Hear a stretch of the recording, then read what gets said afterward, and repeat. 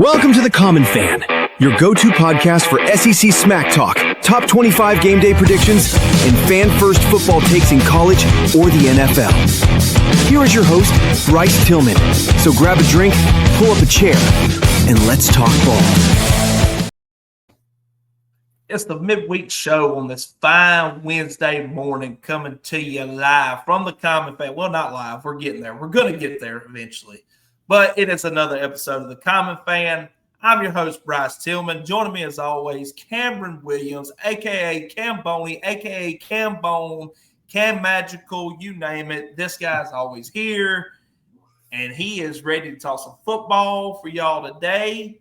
Today, Cameron, we're going to be covering on the midweek show. We're going to be talking about Alabama versus Vanderbilt, Mississippi State versus Texas A&M. And then we're going to dive in and give our opinions on who is the actual best college football team currently coming into week 6. Because we've already established it on many of our shows. The AP poll is absolutely garbage juice, drained in the garbage dispenser, blended up, and then put on a pile of dog crap. So, with that being said, before we get into it on today's show, we got to give a quick shout out to the Common Fan page. Like and subscribe, send it to all your friends, spread the word around, and now we're going to do a quick ad reading and we're going to dive into it. All right, guys, this episode of the Common Fan is brought to you by Sharp42.ag, proudly sponsored by Joe Allen. If you're ready to take college football Saturdays and NFL Sundays to the next level, Sharp42.ag has you covered. With sharp betting lines, expert analysis, and the fastest payouts in the game, Sharp42.ag makes sure you never miss your chance to win big. Don't just watch the games, get in on the action. Visit Sharp42.ag today and bet smarter with the best. If you're interested in joining Sharp42.ag, comment below and we'll get you started. This episode of The Common Fan is also sponsored by Miller Insurance Group of Mississippi, locally owned by Trey Miller. Whether you need life insurance to protect your family or auto home coverage to better fit your budget, Miller Insurance makes it easy and stress-free. Get a quote and real guidance from people who live where you live. Call 601-394-3795 or email Trey, that's Trae, at millerinsured.com. Again, 601-394-3795. Email Trae at millerinsured.com. Miller Insurance Group, independent to better serve you. Cameron, we're going to start off the show by talking about some ball between the rolling, smoking hot Vanderbilt Commodores going into another cannonball explosive team with the Alabama Crimson Tide. This past weekend showed us that this Alabama team is not the same team that played week 1 against Florida State. No, that's what I was thinking too. This Ty Simpson here is a lot better than game 1 Ty Simpson. So he's turned it on, man. That dude's making plays, but I will say Ryan Williams, he's had a shaky start this season. He's had a shaky start. Yeah, his painted fingernails are getting in the way of him catching wide open touchdown passes. No, seriously, to your point, on the Vanderbilt side of this, Diego Pavia, man, is an absolute unit. 1,211 yards, 13 touchdowns, has 3 interceptions, but he's also rushed for 2 touchdowns and 294 yards. Him and Ty's stats are kind of similar when it comes to passing the ball, but Diego's edge over Ty in this matchup is his ability to run and make plays in open field that Ty more or less has a little, I wouldn't say a lot more weapons. Well, they technically do between Jeremy Bernard, Isaiah Horton, Ryan Williams. He's got a few more weapons to use than what Pavia is working with. But Pavia's a one-man show. We've already seen that before. Yeah, so what I think about Vanderbilt is they are right now the epitome of a balanced team. I mean, their offense, they're 14th overall in total yardage right now. Their passing yards are 26th overall, and their run game is 18th overall. They're scoring 49 points a game, 4th overall, and they are 4th in the nation at third down completion percentage. So they are very, very balanced. Their defense is also doing very well. Looking at this chart here, I think that their offense is beating Alabama in every aspect except for passing yards. But Alabama's run yards are 108th in the nation right now. So Alabama has a great passing game, not a very good run game. So their offense at Vanderbilt right now is clicking, and I think that's going to help them. I mean, we both know that if you can establish a run game, it opens up your whole playbook. Yeah, and I mean, to your point, Alabama's also got to stop the run. They're not very good on run defense. I mean, Georgia rushed for over 200 yards on them, got to the red zone twice, got points out of it. They didn't. Alabama got a huge win on the road at Georgia, not taking that away from them. But Alabama's got to stop the bleeding from the run defense because there's teams coming up that specialize, that's their strong point is running the football. And if Alabama don't get it figured out, that could get ugly for them. But, I mean, Diego Pavia's number one target he likes to throw to is Stowers, the tight end. Yeah, he's got 301 yards, 22 receptions, 2 touchdowns. He's putting up some pretty good numbers for a tight end. If he's your leading receiver on the tight end, at tight end, excuse me, I mean, this matchup's interesting, Cameron. It's interesting. Dude. And I think, if this was on a neutral field, or if this was back at Vanderbilt again, this line wouldn't be at 10.5 points. I think that Alabama, because they say that home field advantage generates usually between 1.5 to 3.5 points. That's generally how that goes. So if this was on a neutral field, or if this was at Vanderbilt, you could see this spread being anywhere from 4 to 7 points. I mean, what are you thinking right now? I mean, what's your initial thoughts, real quick, before we give predictions on it? Like, what does Vanderbilt need to do to upset Alabama in this game? Well, I told you before this started, I was probably going to make some people mad on this episode, and it's starting out pretty early here. But I'm going to say that I don't think Georgia's defense is that great. I mean, Tennessee went into overtime with them and should have won that game. Tennessee has no rush defense. That's the only thing that lost in their game there. But I don't think that Georgia is that great on defense like everybody thinks they are. So I think that Ty Simpson really exposed them because he was on the money. I mean, what was his completion percentage on this game? Do you know? I hadn't seen that stat. I didn't look it up. But I'll find it. Keep going.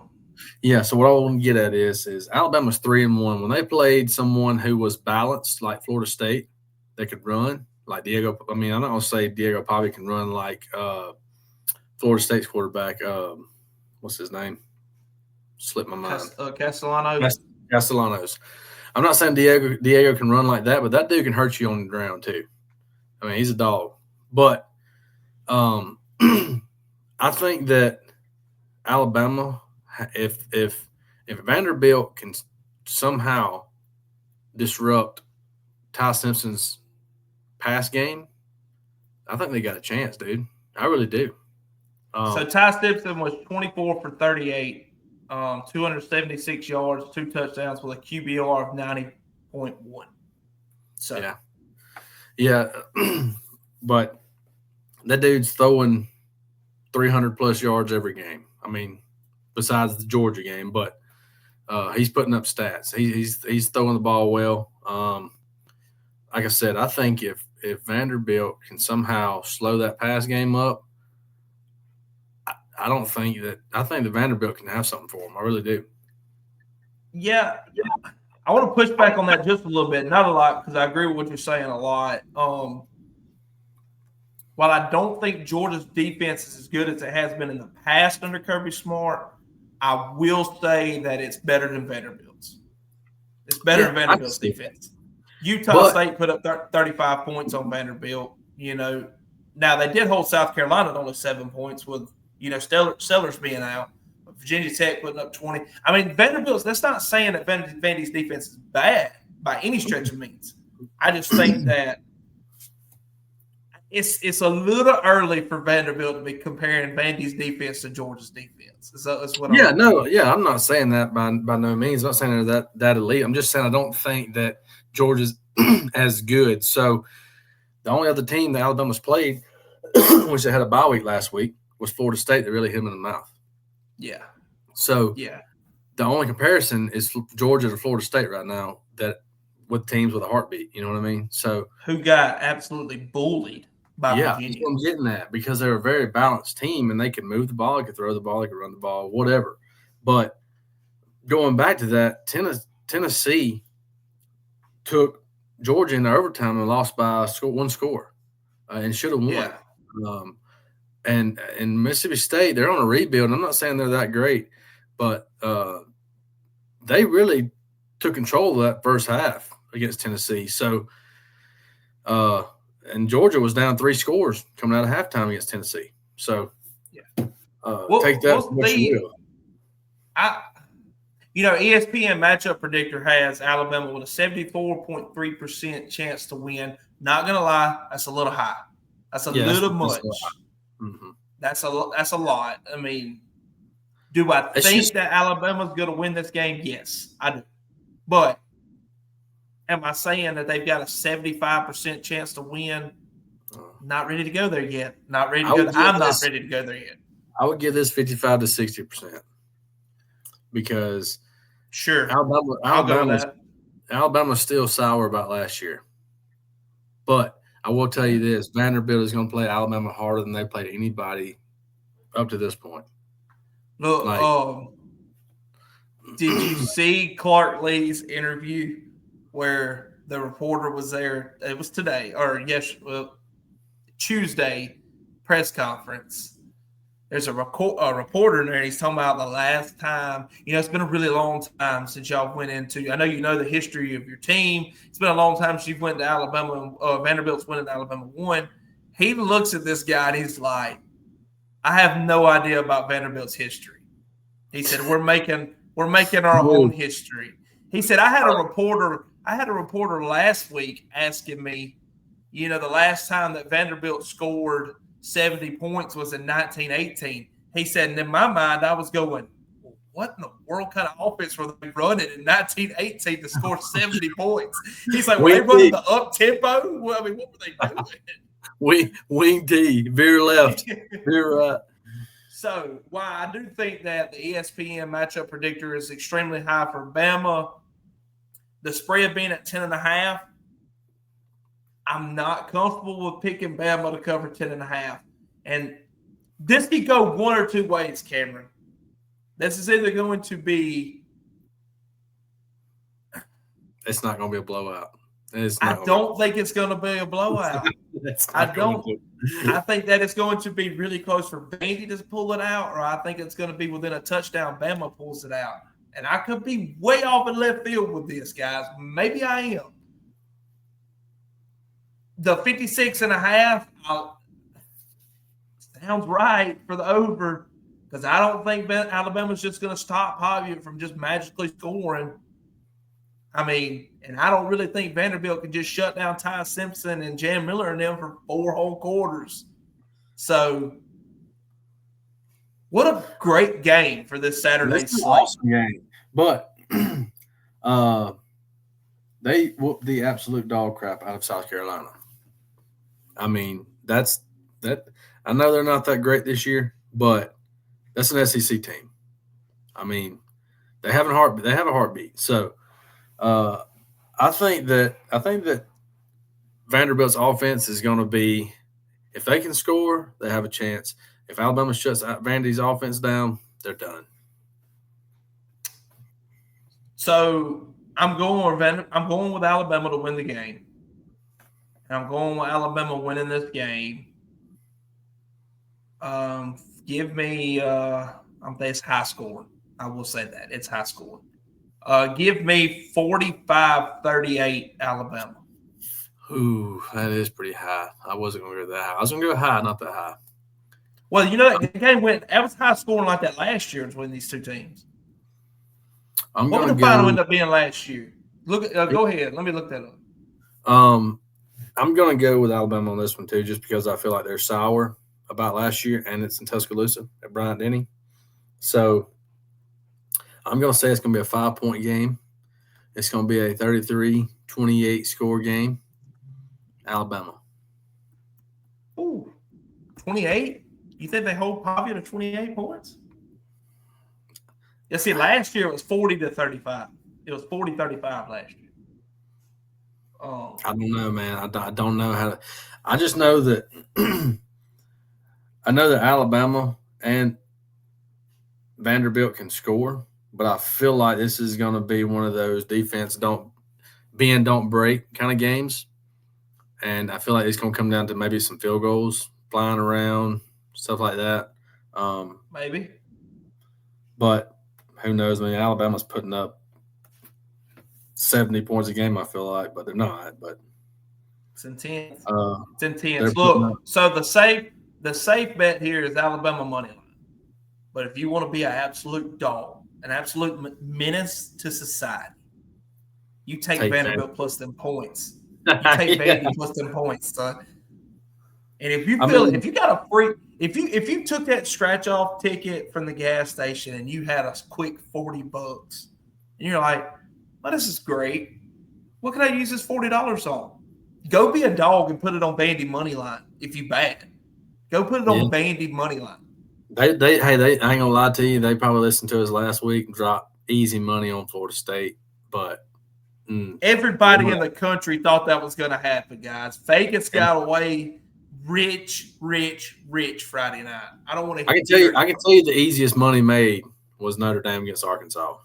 Oh, but that was the easiest money made. And South Carolina over Kentucky, they cleared that one too. So yeah, I know what they didn't clear, that Tennessee game. You believe that? Whoa, whoa, the overhit. Overhead, yeah. So, I don't know, man. Look, I like Vanderbilt, and it will not shock me at all if they win that football game. It will not shock me. They're 5-0. 5-0. Right. How about a 3-1? I would love to see Vandy win that. If Vandy wins this game, Cameron, are we putting them top 8? Yeah. Oh, they're top 5 in the country. Top 5 in the country. Oh. No, SEC. I thought we were talking SEC. No, we put them in the top 8. Ooh, that's tough. We'll talk about that at the end of the show. We're going to talk about the rankings a little bit anyway. So look at the layout right now. Just let that simmer in your head. Just think about that. Yeah, because I'll be honest with you, I think right now, Ole Miss is number 4. And me personally, I feel like that is – well, I'm not even going to talk about it. We'll get to that point. We'll get to that point. Mississippi State going to Texas A&M. Cameron, if there's ever a time the Dogs needed to make a statement, it is Saturday at Kyle Field. Yeah, I'll lead off with this one. So go with it. What I will say about this right now, if anybody thinks that Jeff Lebby up to this point is not the SEC Coach of the Year to right now, is something wrong with them. They're over under for this year prediction. Clark Lee. But everybody knew he was going to be good. He's got to make it to that. They're saying he's 7. What was his over under? 6.5, I think. 7. But back to my point. State was labeled 3.5 over under beginning of the season. They was one bad play away from being 5-0 in September. Yeah. 5. So they've turned that team around. What I will say is what I feel like is going to take effect, and this is why I'm not a fan of the 9-conference game schedule, is because these boys are fixing to wreak havoc on each other in the SEC. I'm talking brutal. It's brutal. Look, the SEC right now is more wide open than it's ever been. You can't tell me right now. Can you tell me right now who's going to be in Atlanta or wherever the game's going to be at this year? I think it's Atlanta, right? Yeah, no, I can't. I can't tell you who's going to be there. Man, I have no idea.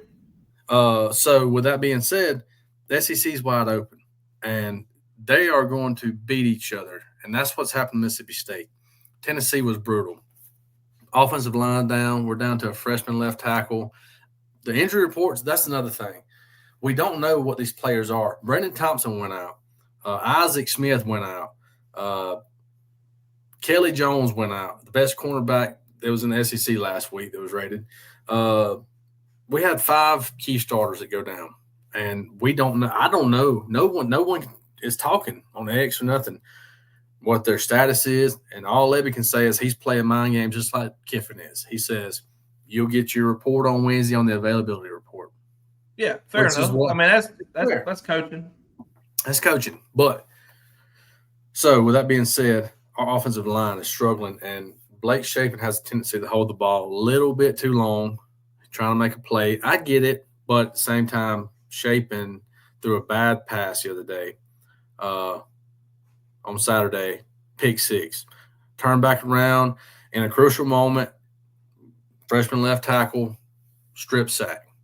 I feel like depth is playing a factor right now, but if everybody's healthy, everybody's good to go, they go on the Kyle Field and play like they did against Tennessee, I think they can disrupt Marcel Reed. Yeah, there's a chance there. I don't think that he is the most accurate quarterback. I think he makes plays, but I think a good defense hitting A&M in the mouth. I mean, you seen Auburn. Auburn kept them to what, 20? What was that score? 20 points? 16-10. 16-10.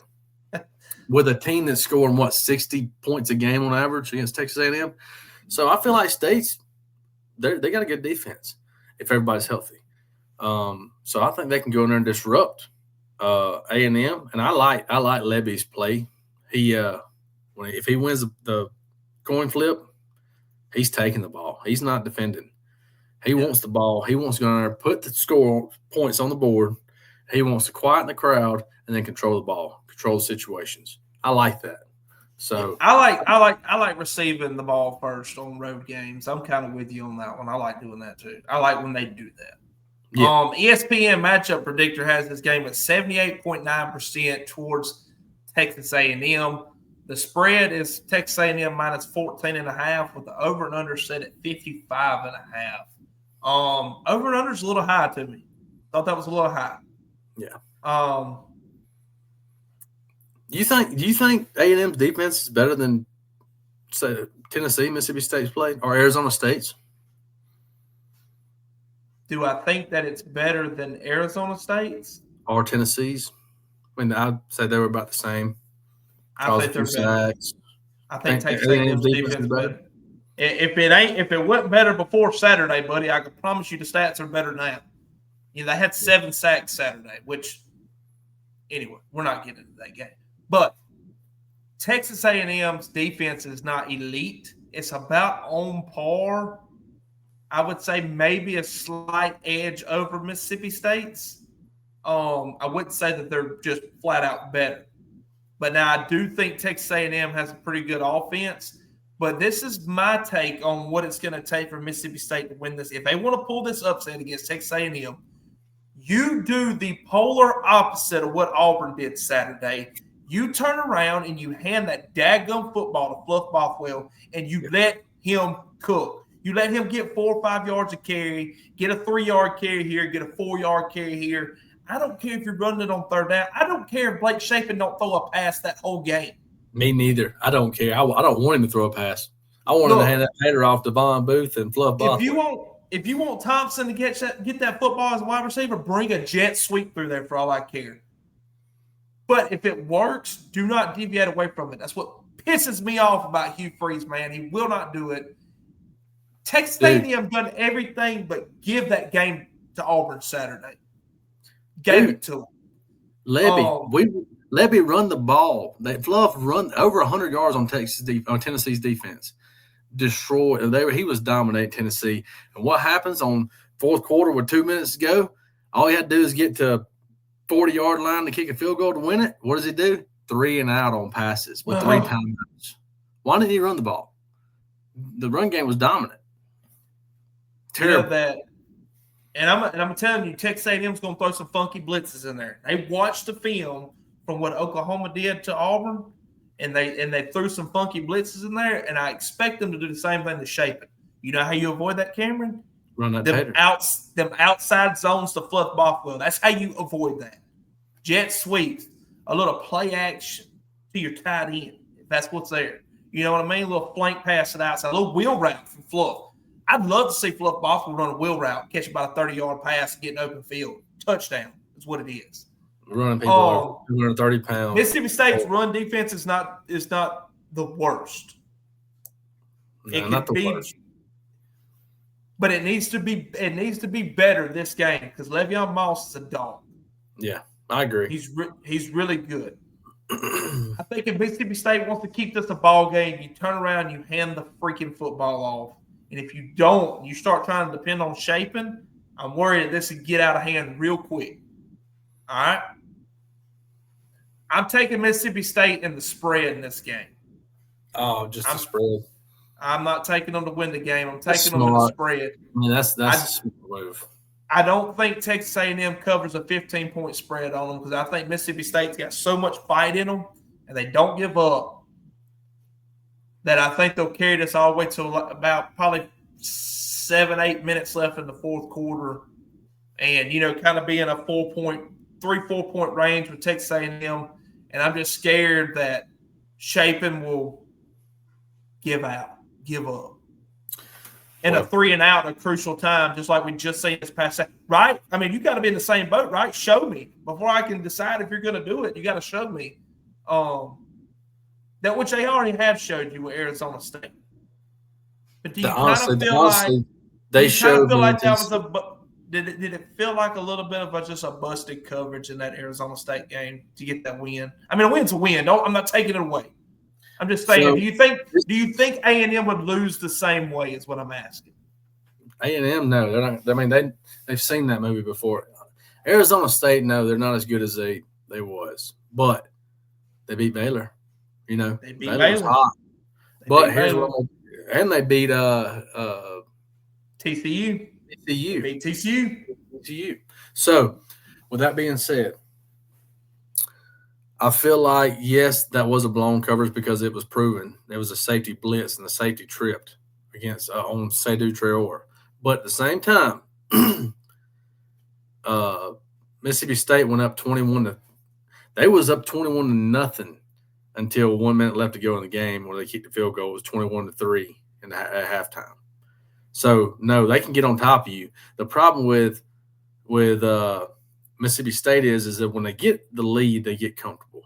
They go into a prevent, and then they pick them apart. Quarterbacks, run game, whatever. They get comfortable, and they just try to contain the situation instead of being aggressive and keeping their foot on the gas. So I think Lebby's learning. I think they're figuring out their kinks, but I'm not gonna go against Mississippi State right now. Them boys is fighting. It'd be a disgrace for me as hard as they're fighting and playing, and as much as they're showing everybody what they can do right now. Turn the program around for me to go against them. Okay, give me a score prediction. I'm gonna go Mississippi State up.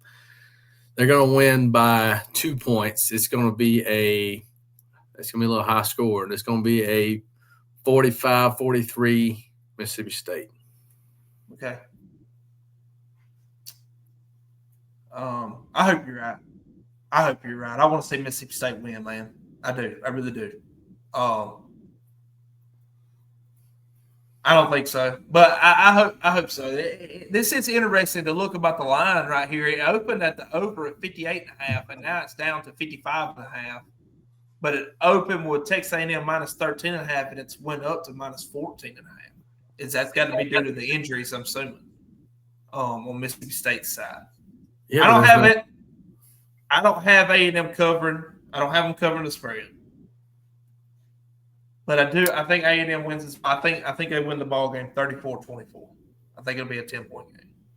I I think they can keep it a ball game if they jump out ahead early, and that's what they do. State. I will say about Shapen. Shapen is one of the top 5 in the SEC with deep balls. I mean, that dude can. I mean, he's a dot factory most of the time. But Shapen and Marcel Reed's stats are a lot. They're very, very similar. I'm going to read them out to you real quick. Shapen is 85 for 129 with 8 touchdowns, 3 interceptions for 1,065 yards. Marcel Reed is 73 for 121, 9 touchdowns, 2 interceptions for only 1,075. 10-yard difference between these two. Yeah. It's pretty impressive. Impressive. Mario Craver and Concepcion are dogs, but so is Brennan Thompson. Yeah. Dog. Yeah. They do trail. So, we'll see. Maybe Mississippi State can pull the upset. I'm not holding it past them. I just think that Texas A&M, they looked ugly last week. It's just Mike Elko's such a good coach, man. He's a good coach. And he will make the adjustments. They made a lot of mistakes last week, and I'm expecting a lot of that to be cleaned up. I think I seen a stat where in the past 13 years, Mississippi State and Texas A&M games, it's at a 7-6 game right now. I think Texas A&M's won 7, Mississippi State's won 6. So really, Mississippi State they play very well in Cal Field. Did not know that. It's probably not loud to them. Them cowbells get you ready for anything. Probably not loud, man. You're not hollering louder than a cowbell. I'm just letting you know. I don't care. The yell leaders might throw them off a little bit, though. Hey, when we went to the Mississippi State game 2 years ago, there was a guy there, and I don't know how he got it in there. How did he sneak this megaphone in there? Because you're not allowed to have this. Had a full-size megaphone. CDC. Had a full-size megaphone playing it. Cowbell hit it. As if it wasn't loud enough in there. He was like 4 people down from me. I was like, hey, we appreciate that. You know? I will say this. I got Excedrin in the vehicle. No big deal, man. I know we're a little long on Mississippi State one, but I'm going to say this. No, it's fine. These people want to hear us talk. I want to say this, and this is another part of the show. I want to make people mad. But if you're a Tennessee Vol fan, I hope you lose every game from here on out because you're fans. I know you're an L7 loser. Dude, look, I'm not lying to you. A lot of people growing up was like, Alabama's in a dynasty right now. They're destroying everybody, and it was always, that's a Roll Tide fan. That's a Roll Tide fan. Look, that's going away. You have normal Roll Tide fans now. That's normal people. Dude, these volunteer fans, it's Tuesday at 7:30, and they're still updating X saying, this strip sack was awesome against Blake. Like, man, get over it. Move on to next week. Let's, come on now. I hope every team that plays Tennessee, I hope they destroy Tennessee. And I like Aguilar, but they're fans, dude. Man, I don't know. We'll see. So, yeah, I like Mississippi State, man. Hope they win. Cameron, who is the best team in college football to you right now? All right, just sheer gut. I don't even want to look at the top 25. I just want you to tell me who the best team in college football is right now. You ready for this? I'm ready. Ole Miss. Yeah. Now, are you saying Are you saying college football or SEC? Because I know we talk mainly SEC on here. But are you saying college football? No. I'm talking about as a whole. College football playoff bound national championship. Who's the best team in college football right now up to week 6 to you? Ohio State. Okay. Ohio State. Yeah. Ohio State, number 2 right now for me. Oregon Ducks. Well, sounds like you need to go be part of the AP because that's the number 1 and number 2 team in the country right now. Maybe that's where I got it from. Maybe you did.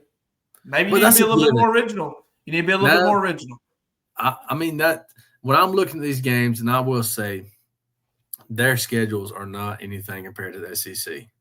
But that quarterback at Ohio State, he's a real deal.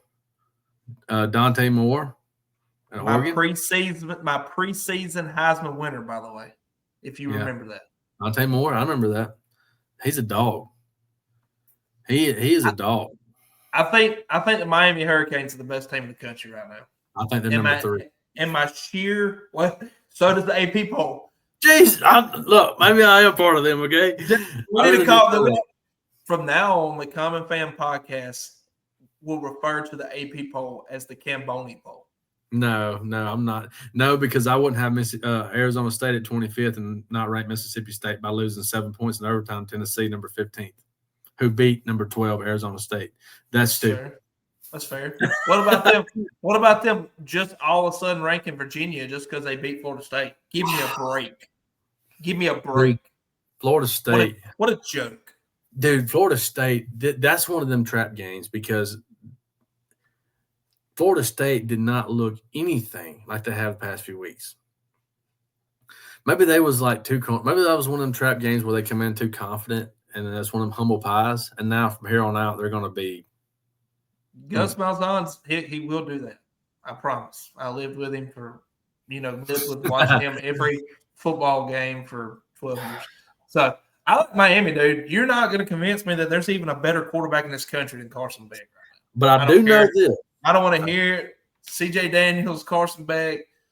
Give me the Canes, baby. I'm feeling it with them. I'm not going to argue with that because those two quarterbacks, 1 and 2, are young. I mean, they're not experienced. Carson Beck's proven, right? He's already he's 40. He's 40 years old out there. But as a team as a whole, dude, Ohio State. What's the quarterback's name? Julian Sayin. Julian Sayin.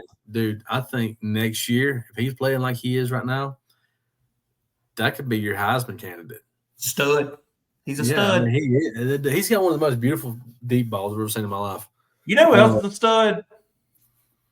Yeah, I do. Trinidad Chambliss. Literally was fixing to say that. Was you? Get out of my head, dude.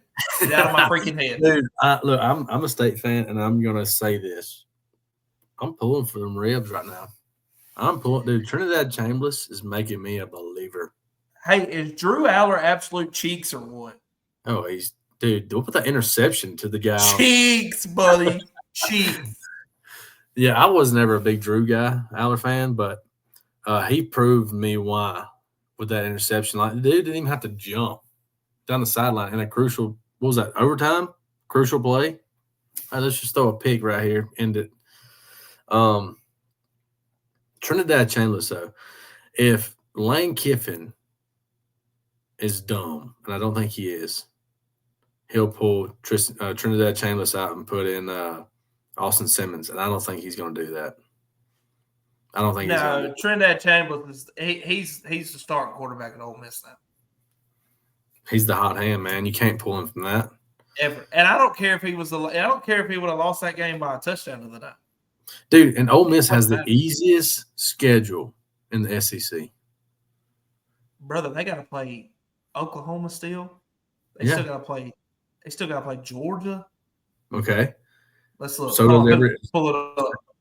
So does every other SEC. They still got to play Oklahoma, Georgia. Yeah, I mean, I see what you're saying with South Carolina, Florida, Mississippi State. I mean, Mississippi State, that's an absolute given that Ole Miss is going to win that game. I'm just Egg Bowl, baby. I think it's going to be a dogfight. But I'm saying you never know, brother. You never know. The only other team that is remotely close is Missouri to that in the SEC. Yeah. Like right now, if you ask me Auburn's schedule's pretty easy coming up after Georgia. Yeah, if they got to get past these next. They had 3 games in a row that was brutal. If they can get through them. Yeah, and I mean, we knew it. Like in my preseason predictions, I had them losing these 3 games, but it's the way they're losing them, Matt. Yeah, still have the Iron Bowl too. That's tough. So, hey, we haven't talked about this guy on this show, and I want to bring this up real quick too. Ferdinand Mendoza for Indiana. Indiana, yes. What a baller. Yeah. That guy. That head coach is coming up on a lot of short lists right now. Signetti, he's not leaving Indiana, bro. He loves it there. His wife, he's Signetti, he's like in his 60s. He's kind of already come. He come out before and said that Indiana was his last stop, and they love Bloomington. We'll see. Money talks, brother. I don't care. Money talks. Hey, look, I know we hadn't talked about this on here, but so Sam Pittman gets fired. Yeah. I'm hearing a lot of talk about John Gruden. I really am. It's going to depend on what Petrino does. If he pulls out a bowl game for Arkansas this year as interim and is able to even hit that 7-8 win mark, they're signing him to a 4-year deal. Yeah, they will. That's the only reason. That's the only reason Bobby Petrino decided to come back there 2 years ago. He knew it was going to happen. But he's a wizard. I did see Rhett Lashley come out, SMU head coach, and they interviewed him, and he was like, "Yeah, he don't want to leave." I mean, what I'm hearing is they got a pile of money in that program. SMU is loaded with money. Yeah, loaded. I worked with a guy that played football at SMU, and he was like, "You would believe how much money he played at SMU." Ended up transferring to ULM and finished playing football there. He said, "You wouldn't believe how much money SMU's got." And I know I do believe it, buddy, because that last I remember them getting the death penalty for the whole, for NIL before NIL was cool, right? Yeah. I don't know, man. Vanderbilt, Alabama, Mississippi State, Texas A&M, big matchups, and we're going to dive into the other games on Friday's show. I want to ask you one though. Okay. How well do you think Oklahoma fares without John Mateer for a couple of weeks? I know it's Kent State, but how do you think they'll look? I think they're going to beat Kent State about 127-0, and then I think John Mateer is going to come back and they're going to beat Texas. That's what I think. Oklahoma is a freak show. They are really, really good. They are really good. Oh, crazy! I know we hadn't talked about this one, and we're going to talk about Friday. But are you kind of side-eyeing that Florida-Texas game? Not even a little bit. Not even a little bit. Not even a little bit. You don't believe Napier come out and said DJ's got that look in his eye this week? You don't think there's anything to that? The only look DJ's got in his eye right now is CTE kicking in. Or transfer portal. So do you think that he's going to throw 6 or 7 interceptions against Texas? Dude, I don't know how Billy Napier makes it past the next 2 weeks. I don't. If they are, do you? I'm taking. We'll talk about it Friday show. I'm definitely taking Texas in that game. Oh yeah, I am too. But still, this season, we talked about it. This season's been so wild with upsets, and spaghetti. So you know what upset was, right? Upset was the horse that beat Man of War, the only horse that ever beat him. And you know what they say? Florida might not be no one-trick pony. Florida is a racing horse that broke both of its back legs. That's what Florida is right now. All I want to say is preseason, what I tell you was going to happen. Yeah. 4 wins. I predicted 4 wins, and I don't know if they get them. Ironically, you and Kyle predicted Auburn goes 7-5, but it was if they lost to the Baylor game, and I don't even think that's the case now. I think they still literally might go 7-5 by beating Baylor. Man, I don't know. I really do think, and like I said, I didn't want to get into it, but I do think you got to try out Deuce. I think if Shapen doesn't straighten up, I think we got to give Tremario some play time. But I don't like throwing Deuce in there against Georgia, man. I really don't. I'm going to tell you this. What if he comes out there and puts up 500 yards? Huh? Exactly. They were like, "Oh my Lord, why wasn't he here?" Yada yada. What was Trinidad Chambliss? 0-star recruit. He was a 2-time national champ at the D2 level. 0-star recruit. Lane Kiffin knows how to evaluate, brother. I'm not going to lie to you. I want Lane Kiffin as my head coach if something happens to you, Freeze. He's not leaving, man. Hey, why would he? Why would you leave Ole Miss to go to Auburn? That would be the most lateral move ever. Now, I know Auburn's got better facilities. They've got a better historical program. They've got national championships, SEC championships. But that doesn't matter. That don't matter. Not when you're building what you're building at Ole Miss right now. Lane's looking for that Alabama job. Lane's looking for that. If Kirby decides he's tired of it, ready to go home, Jordan job. Or that LSU job. Or he wouldn't leave the SEC. He would stay in the SEC. He loves it. Yeah. Yeah, he'll stay in the SEC, but the only job I think Lane ever leaves Ole Miss for is Alabama. That's it. I keep hearing about Florida. He's not leaving, going to Florida. He's not going to any other program. I hope he don't. Oh, we're in trouble with the money they got in Florida. If he goes to Florida, oh my gosh, he's not going to do it. He's done. Did you see it? Did you watch his Netflix documentary? Hey, yeah. Well, I haven't watched all of it. I watched pieces of it. But you know who I'm worried about? You know who I'm worried about moving up to a big-time SEC position? John Summerall. Eli Drinkwitz. Yeah. I heard he was on a short list for Florida. If like they was doing poll predictions, when Napier gets fired, Drinkwitz at Florida. I heard that. Be smart. That'd be a good move. They gotta let him build, though. They gotta let him build.